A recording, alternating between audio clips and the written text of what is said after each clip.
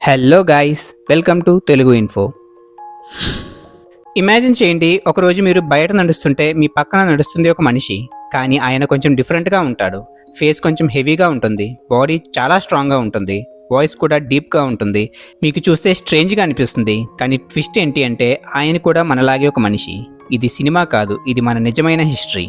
కానీ real shock ఏంటి అంటే మనం ఒక్కరే కాదు, ఒకప్పుడు మన పక్కన ఇంకా చాలా రకాల మనుషులు బ్రతికారు. మరి వాళ్ళు ఎవరు, ఎక్కడికి వెళ్ళిపోయారు, వాళ్ళ ట్రేసెస్ ఇప్పటికీ మనలో ఉన్నాయి అంటే నమ్ముతారా? పదండి, ఇంకా అస్సలు వెయిట్ చేయకుండా ఈ ఇంట్రెస్టింగ్ టాపిక్లోకి వెళ్ళిపోదాం. మిలియన్స్ ఆఫ్ ఇయర్స్ ముందు భూమి మీద ఒకటే హ్యూమన్ స్పీషీస్ ఉండేది కాదు. మనలాంటి చాలా రకాల మనుషులు కలిసి బ్రతికేవాళ్ళు. ఇప్పుడు మనం హోమో సేపియన్స్ అని పిలువబడుతున్నాం. కానీ ఒకప్పుడు మన పక్కన వేరే స్పీషీస్ కూడా ఉండేవి. వాళ్ళ లైఫ్ స్టైల్, బాడీ, థింకింగ్ అన్నీ కూడా ప్లేస్ బట్టి మారిపోయాయి. కోల్డ్ ప్లేసెస్లో ఉన్న వాళ్ళు స్ట్రాంగ్గా, థిక్ బోన్స్తో డెవలప్ అయ్యారు. హీట్ ప్లేసెస్లో ఉన్న వాళ్ళు స్లిమ్గా, ఫాస్ట్గా మూవ్ అయ్యేలా మారిపోయారు. నేచర్ వాళ్ళని షేప్ చేసింది. అలాంటి వాళ్ళలో ఒకరు నియాండర్థాల్స్. యూరోప్లో బ్రతికే ఈ హ్యూమన్స్ చాలా స్ట్రాంగ్, ఆల్మోస్ట్ బాడీ బిల్డర్స్లా ఉంటారు. ఎక్స్ట్రీమ్ కోల్డ్లో సర్వైవ్ అవ్వాలి కాబట్టి వాళ్ళ బాడీ థిక్గా, నోస్ పెద్దగా డెవలప్ అయ్యింది. కోల్డ్ ఎయిర్ని వార్మ్ చేయడానికి వాళ్ళు ఫైర్ యూజ్ చేశారు, టూల్స్ క్రియేట్ చేశారు. ఈవెన్ కొన్ని కేసెస్లో వాళ్ళ డెడ్ని బరీ కూడా చేశారు అని ఎవిడెన్స్ ఉంది. అంటే వాళ్ళు ఇమోషన్స్, రిలేషన్షిప్స్ని అర్థం చేసుకునే లెవెల్కి రీచ్ అయ్యారు. ఇక్కడ ఒక షాకింగ్ ఫ్యాక్ట్ ఏంటి అంటే మనలో కొంతమందికి ఇప్పటికీ నియాండర్థాల్ డిఎన్ఏ ఉంది.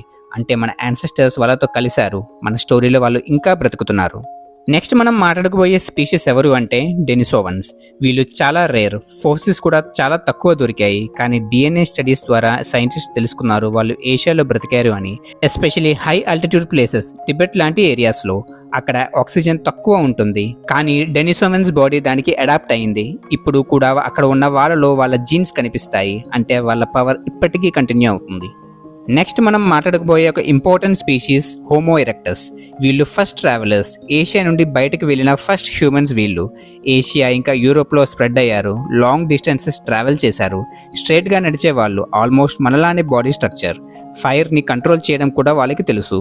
వీళ్ళతోనే కుకింగ్ స్టార్ట్ అయింది అని చాలా మంది సైంటిస్ట్ నమ్ముతున్నారు. మన మోడర్న్ లైఫ్ స్టైల్కి బేస్ వీళ్ళతోనే స్టార్ట్ అయింది అని కూడా చెప్పచ్చు. కానీ వీళ్ళ అందరిలో చాలా ఇంట్రెస్టింగ్ స్పీషీస్ ఎవరు అంటే హోమో ఫ్లోరెసియన్సిస్, లేకపోతే వీళ్ళని హాబిట్ హ్యూమన్స్ అని కూడా పిలుస్తారు. ఇండోనేషియాలో కనిపించిన వీళ్ళ హైట్ జస్ట్ 3.5 ఫీట్ మాత్రమే. చిన్న సైజులో ఉన్నా కూడా వీళ్ళు టూల్స్ యూజ్ చేశారు, హంట్ కూడా చేశారు. ఐలాండ్లో లిమిటెడ్ ఫుడ్ ఉండడం వల్ల బాడీ సైజ్ గ్రాడ్యువల్లీ తగ్గింది. దీన్ని ఐలాండ్ డ్వార్ఫిజం అని అంటారు. నేచర్ సర్వైవల్ కోసం ఎలా అడ్జస్ట్ చేస్తుందో అని చెప్పడానికి ఇది ఒక పర్ఫెక్ట్ ఎగ్జాంపుల్. నెక్స్ట్ మనం తెలుసుకోబోయే స్పీషీస్ ఎవరు అంటే హోమో నలేది. ఆఫ్రికాలో కేవ్స్లో ఉండేవాళ్ళు. వాళ్ళ బాడీస్ చూస్తే మిక్స్లా ఉంటుంది.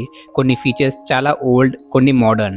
కానీ షాకింగ్ నిజం ఏంటి అంటే వాళ్ళు కేవ్స్లో డెడ్ బాడీస్ని ఇంటెన్షనల్లీ ప్లేస్ చేశారు అని ఎవిడెన్స్ ఉంది.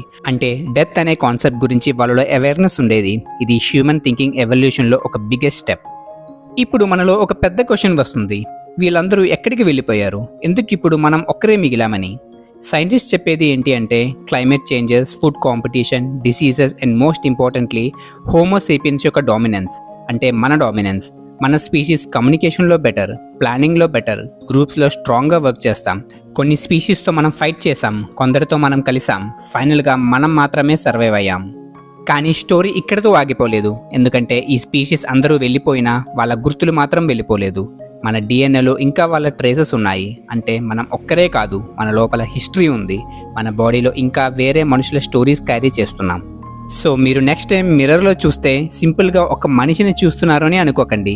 మీరు చూస్తున్నది మిలియన్స్ ఆఫ్ ఇయర్స్ యొక్క ఎవల్యూషన్ స్టోరీ. ఈ వీడియో మీకు నచ్చినట్లయితే లైక్ చేయండి, షేర్ చేయండి, సబ్స్క్రైబ్ చేయడం మర్చిపోకండి. ఇంకొక వీడియోలో మళ్ళీ కలుద్దాం. Bye bye.